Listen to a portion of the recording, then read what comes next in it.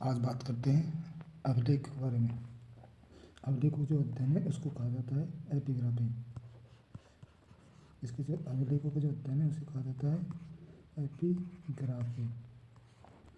इनका जो पुरातत्व साक्ष्य के रूप में किया जाता है। पुरातत्व साक्ष्य जो पुरातत्व साक्ष्य भारत में जो जनक माना जाता है पुरातत्व साक्ष्य को माना जाता है अलेक्जेंडर कनिंघम को। भारतीय पुरातत्व सर्वेक्षण का जनक वो माने जाते हैं अलेक्जेंडर कनिंघम। अलेक्जेंडर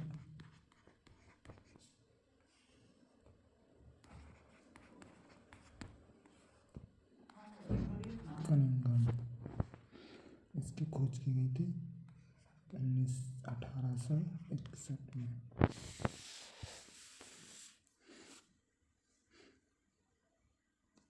अब बात करते हैं जो सबसे प्राचीन अभिलेख है। सबसे प्राचीन अभिलेख वो है एशिया माइनर का वोगज कोई अभिलेख। कौन सा? एशिया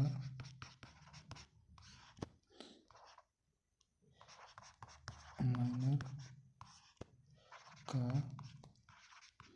वोगज कोई अभिलेख। इसमें जो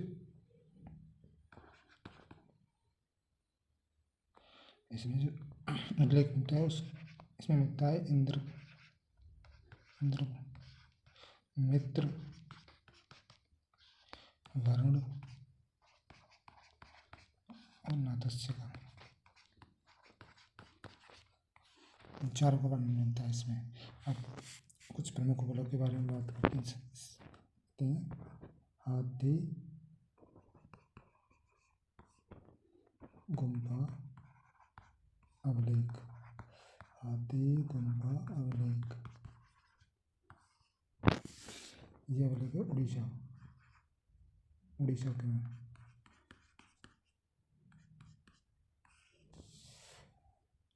ये कलिंग नरेश खारवेल के समय का अभिलेख है। ये किसके समय का है? ये कलिंग नरेश खारवेल के समय का। जो इसमें जो जिक्र किया गया है वो भारत, इस अभिलेख में जो जिक्र है वो भारतवर्ष का जिक्र है। भारत वर्ष का जिक्र।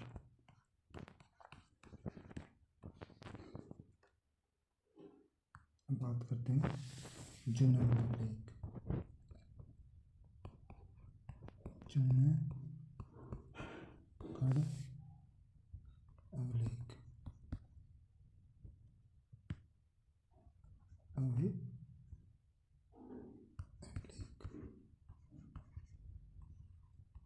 यह कहाँ? यह है गुजरात में।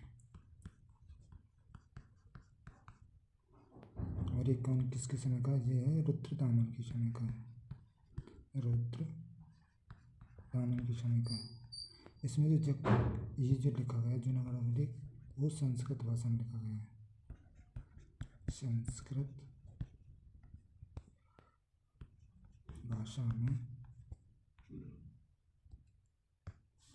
भाषा में लिखा गया है।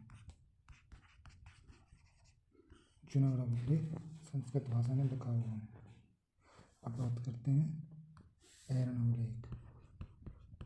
एरन अभिलेख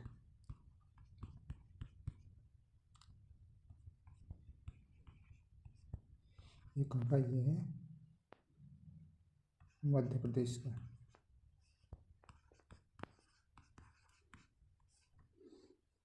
और ये किसके समय का, ये है भानुगुप्त,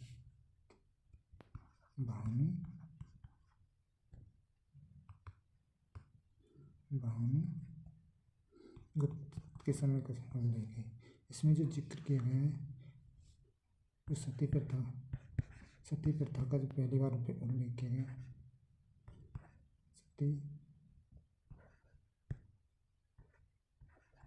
सती प्रथा का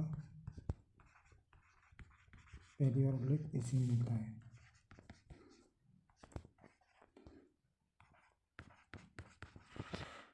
सती प्रथा का जो उल्लेख पहली बार इस एर्नाकुलम लेख में मिलता है। अब बात करते हैं मंदसौर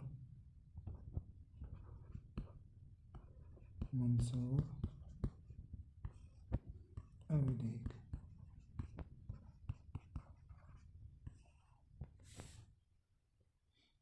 ये किसके समय का उल्लेख है, ये है यशोवर्मन के समय का उल्लेख है। इसमें जो जानकारी मिलती है वो मिलती है रेशम बुनकरों के बारे में, रेशम बुनकर।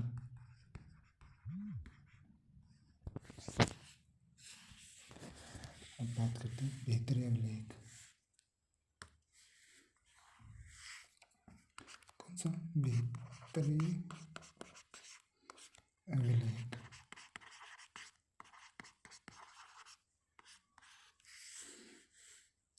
ये बेहतरी अभिलेख है, वो है स्कंदगुप्त के समय का।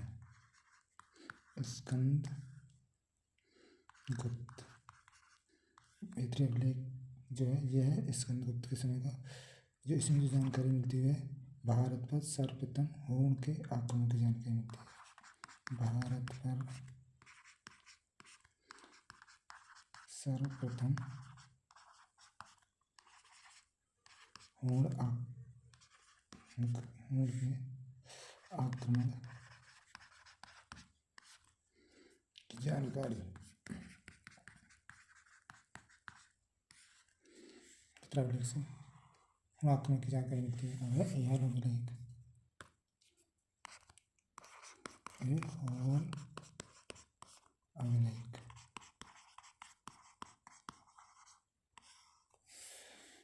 ये है पुलकेशिन सेकंड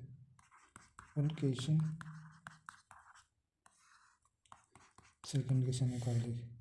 इसमें जो जानकारी मिलती हुए नर्मदा नदी के तट पर हर्षवर्धन को हराया था। इस अभिलेख में जो जानकारी मिलती है वो है नर्मदा नदी के तट पर हर्षवर्धन को हराया।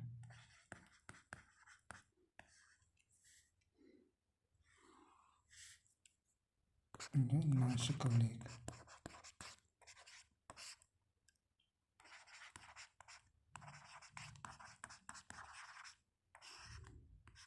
ये किसके समय का है, ये है गौतमी बलश्री।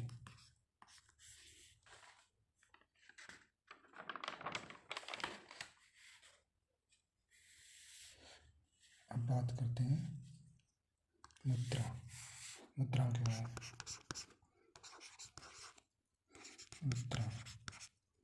मुद्रा के जो अध्ययन को कहा जाता है न्यूस्मैटिक या मुद्रा शास्त्र।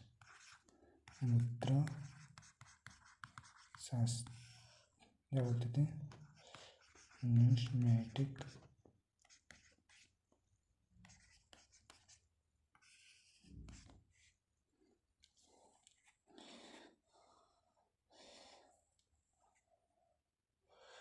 आप बात करते हैं जो इन मुद्राओं पे जो सबसे पहले मुद्राएं चली थी, उन पर कोई लेख वेख नहीं होता था, केवल आकृतियाँ होती थी।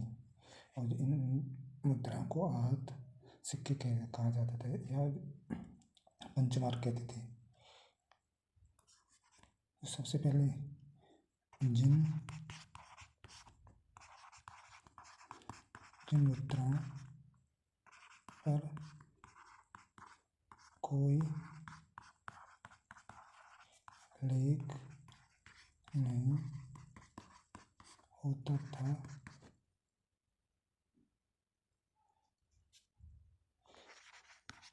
केवल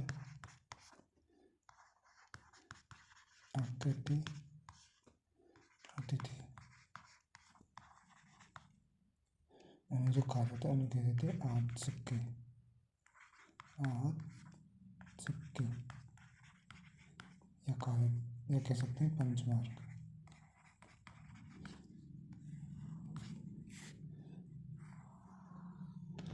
जो लेख लिखने का कार्य, जो सिक्कों पर सबसे पहले लेख लिखने का कार्य शुरू किया था वो किया था यवन शासकों ने।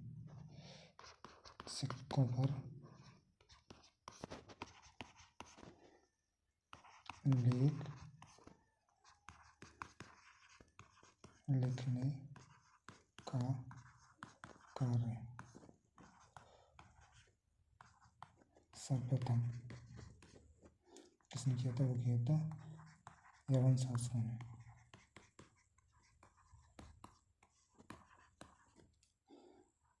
जो सबसे ज़्यादा सिक्के चलाए थे वो चलाए थे मौर्य वंश ने। सबसे ज़्यादा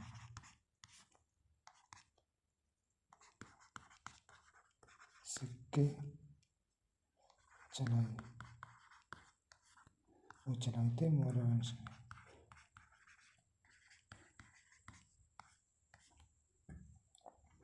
सबसे पहले जो सोने के सिक्के वो चलाए थे हिंदी यूनानियों ने। सबसे पहले सोने के सिक्के वो चलाए थे हिंद यूनानियों ने।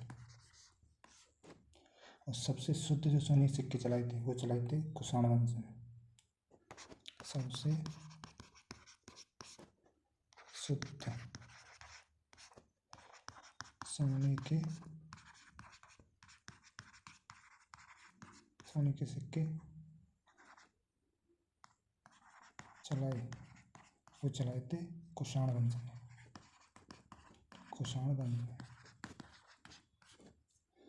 अब बात करते हैं सबसे ज़्यादा सोने के सिक्के चलाए थे। सबसे ज़्यादा सोने के सिक्के किसके कारण चले थे? वो चले थे गुप्त वंश में।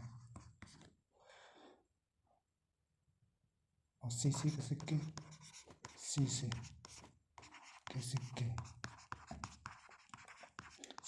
चले थे सातवाहन वंश में।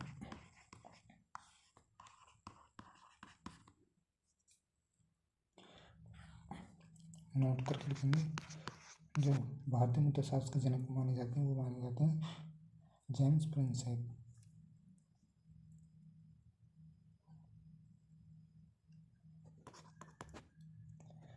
भारतीय मुद्रा शास्त्र के जनक माने हुए हैं जेम्स प्रिंसेप।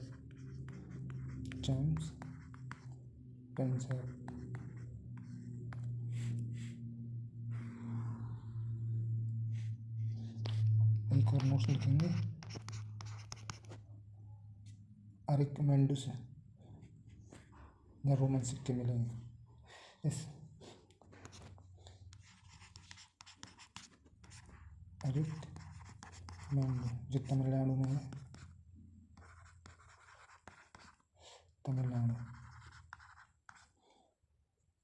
या रोमन सिक्के मिले हैं।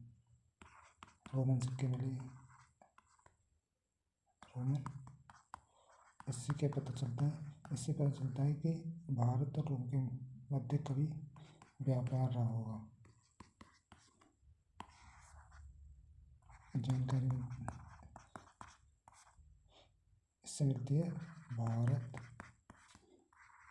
और रोम के मध्य व्यापार की जानकारी मिलती है। भारत में अब बात करते हैं शैली की।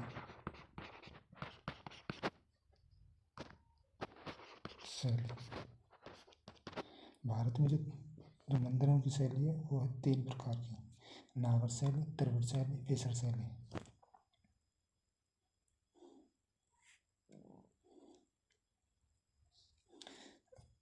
अब बात करते हैं नागर शैली के बारे में। नागर शैली है उत्तर भारत के मंदिरों की शैली है। उत्तर भारत के मंदिर की शैली है। दूसरी है द्रविड़ शैली। द्रविड़ शैली है ये दक्षिण भारत के। इस शैली में जो बने हुए मंदिर दक्षिण भारत के जो मंदिर है वो द्रविड़ शैली में बने हुए हैं। बात करते हैं बेसर। बेसर शैली जो है ये उत्तर प्लस दक्षिण यानी नागर और द्रविड़ दोनों को मिला जुला हुआ है। भारत का मिला जुला बेसर शैली।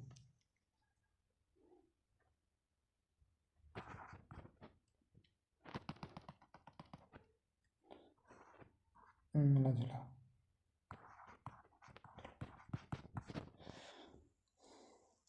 अरे होती है पंचायतन शैली।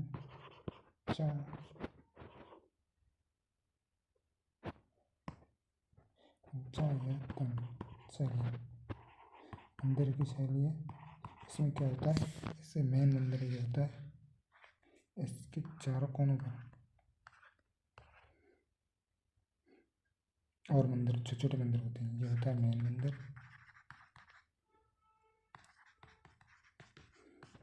और इसके चारों कोनों पर होते हैं और मंदिर। तो पंचायत शैली के जो मंदिर हैं वो हैं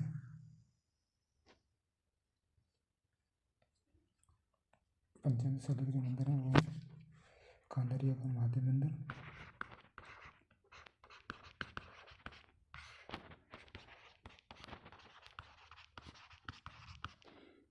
लक्ष्मण मंदिर खजुराहो में,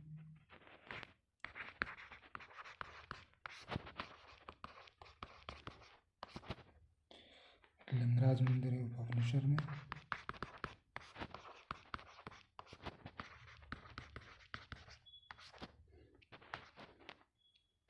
दशावतार मंदिर है वही उत्तर प्रदेश में। दशावतार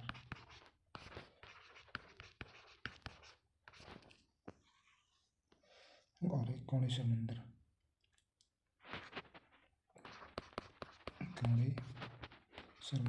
ये कहाँ पर है? ये है महाराष्ट्र में। अब बात करें तो सबसे ज़्यादा मूर्तियाँ बनाई गई थी वो बनाई गई थी कुषाण काल में। मूर्तियाँ सबसे ज़्यादा जो बनी थी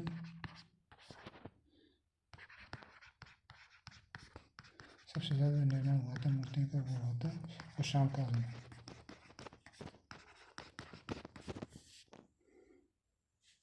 और हम कल बात करेंगे हड़प्पा सभ्यता के बारे में। नेक्स्ट क्लास जो होगी वो होगी हड़प्पा सभ्यता के बारे में। Thank you.